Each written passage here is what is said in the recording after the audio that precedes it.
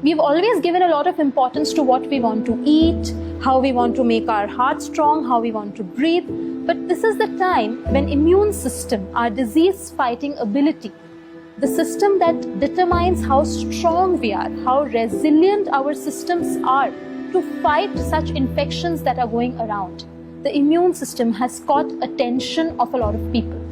So what are the components of this immune system we are talking about? We have a lot of lymph nodes all around the body that are centers where the fighting happens between the invaders and between our army of soldiers, the white blood cells. Then there is a fluid that is circulating all around the body 24/7. That is carrying all the unwanted debris away from our cells. Then we have certain organs like the tonsils in the neck, a big gland sitting here, the thymus in the center of the chest, the appendix in our tummy, a big organ on our left side, the spleen.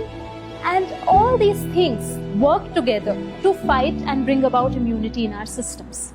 But there's one major difference between the circulatory system that circulates blood all over and the lymphatic system that circulates lymph all over. The cardiovascular system has a pump, which is the heart, which keeps pumping to keep the fluid going through.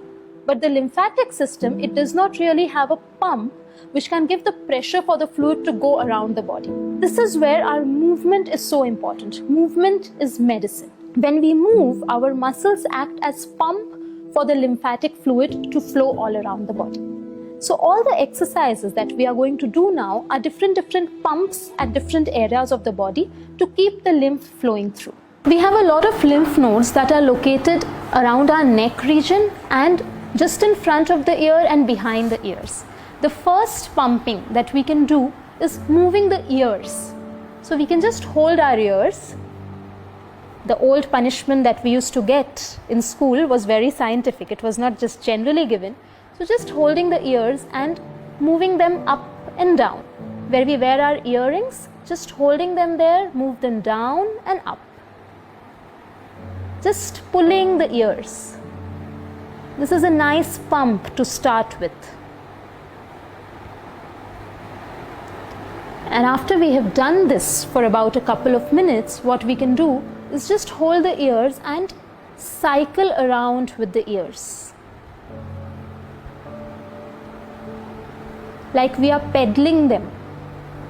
And then in the opposite direction.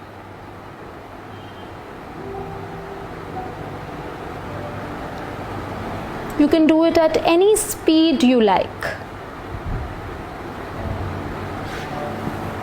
After this, we can come a little to this region. There is a lot of lymph nodes around our neck and in the armpits. So what we are doing is, we'll take our shoulders up close to the ears, we take a deep breath in, we breathe out, and after breathing out, hold the breath and pump the shoulders up and down. We'll take the shoulders up, we'll breathe in, breathe out, and pump.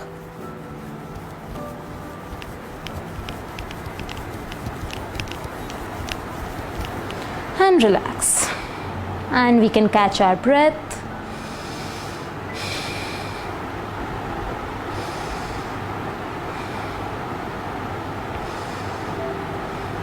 We can repeat it for about 3 or 4 repetitions.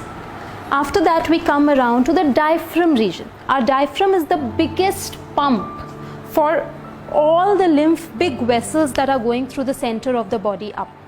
So one is our age-old Kapalbhati pranayam. So what do we do in that?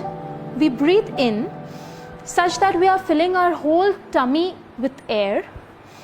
And when we breathe out from the stomach with a jerk. So we breathe out by pulling the stomach in and the whole breath comes out with a jerk. So again, sitting tall with our hands on the knees, breathing in, and breathing out, pulling the tummy in and throwing the air out with a jerk.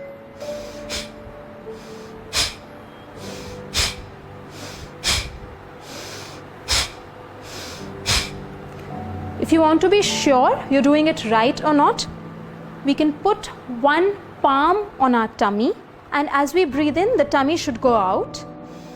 And as we breathe out, the tummy should really be going in, sucking in.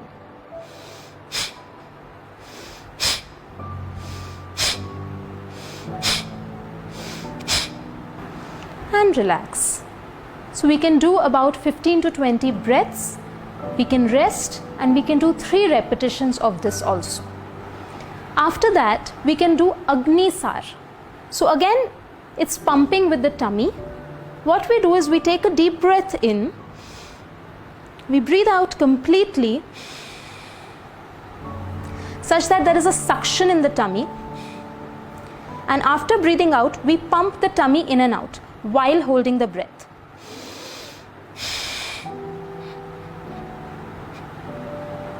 And relax.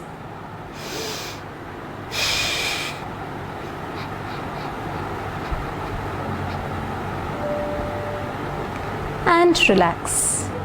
So the tummy really goes in and out like it's a pump there. After that, we move down to the inguinal and the groin region. This again has a lot of lymph nodes. So to pump this, we can just flap our legs like a butterfly. So we bring both our heels together and bring them close to the groin as much as it is possible for you. Even if you are till here, it's okay to start with. But ideal is bring the heels as close to your body as possible. Hold the feet together with your hands, sit tall and just flap the legs like a butterfly would flap its wings. You can do it for about 30-40 seconds and do 3 repetitions of this as well. It is said that stress is inversely proportional to immunity. So it's best if we do all these exercises with a smile. The more the stretch your smile also a little more. And we can relax. And last one, and the most important one, is pumping the calf muscles. So this one we'll do standing. Last but not the least is the most important pump for our lymphatic system. It's the calf pump. These muscles right here, this big bulk, these are our calf muscles. Calf muscles are also called the second heart. There is a lot of work the body has to do to get the fluid all the way from the feet up against gravity and without a pump. The calf muscles, as we move, act as the pump to get all the fluid back up. It's a very simple exercise and we can do it as many times a day. It is also very helpful for people who get swelling in the legs, pedal edema. It's very good for that. So it's very simple. What we do is we come on the toes, come on the heels, come on the toes, come on the heels, come on the toes, come on the heels. If you feel that you do not have the stability to while doing this, you can hold something, hold a railing, hold a chair. It's social distancing, so you can't hold someone's hand and do it. Otherwise, that's also a good idea. So just hold a railing and come on the toes, come on the heel, come on the toes, come on the heel.